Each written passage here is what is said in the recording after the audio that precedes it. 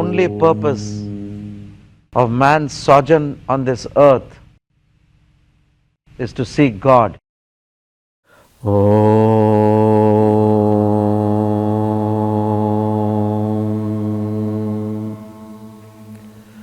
Anandam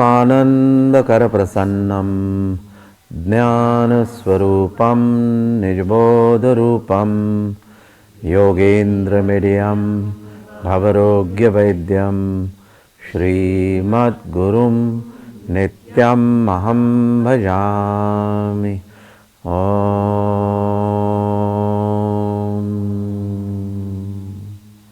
Let's start with the question answers. If there's any question answers about anything. You often teach us with examples from the Mahabharata, and I was wondering if you could talk a little bit about the Iliad and the Odyssey. I do not teach from any Mahabharata or Ramayana or Iliad or Odyssey. I teach from my own experience. I have my own poetry. But if, as I am teaching across my mental sky, certain examples come, they are not from the Iliad or Odyssey or the Mahabharata. They are from stories I've heard or examples which I create myself, like a parable to teach you. That's how I teach. So,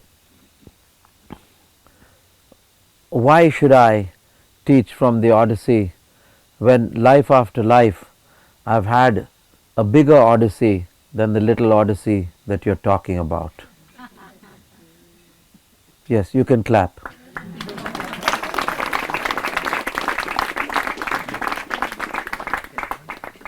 No, no, I was talking about an Odyssey. This is not an Odyssey.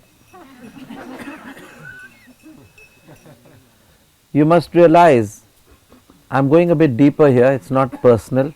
It's not about me. It's not about you. But any spiritual Sadguru or any Sadguru who is affiliated with the Great White Lodge of the Universal Brotherhood and could or could not take up the position of a Manu, that is a spiritual ruler of the inner government of the world, has to have an Odyssey of 300 million years. How long is the Iliad and Odyssey? How many years is that Odyssey last? 10 years? 10 years.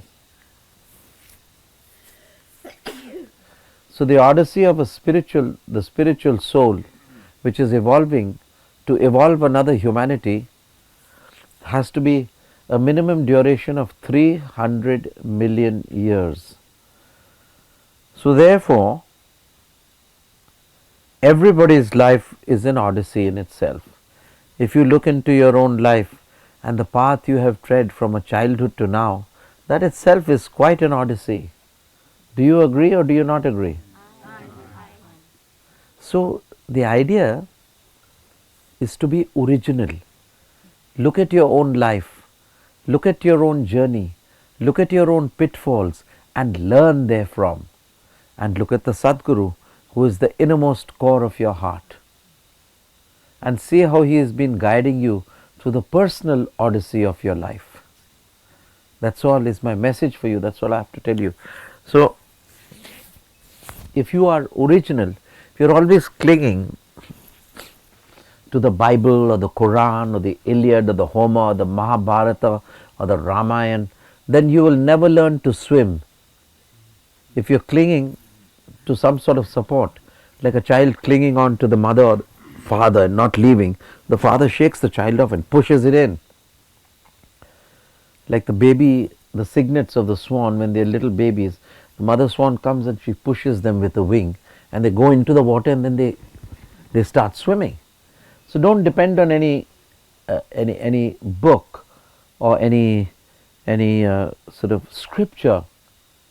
You can read it because it's a guidance, but I don't need to read it because I find I'm so rich within myself of my own experience and my experience with you that I do not need. I can give examples from there because they are very great books and we adore and admire these books, and they are very reverential books, some of them, but it is not necessary to take references from them and not necessary to talk about them.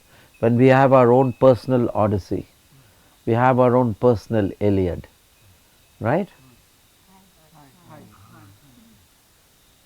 And each one is a Homer to his own home, his own consciousness. You are the Homer of your own consciousness. So you can only hit a Homer when you are originally saying it from the depths of your soul and not from borrowed material. The sun shines in its own light, the moon shines in the light robes of the sun. Don't be like the moon as far as originality, be like the sun.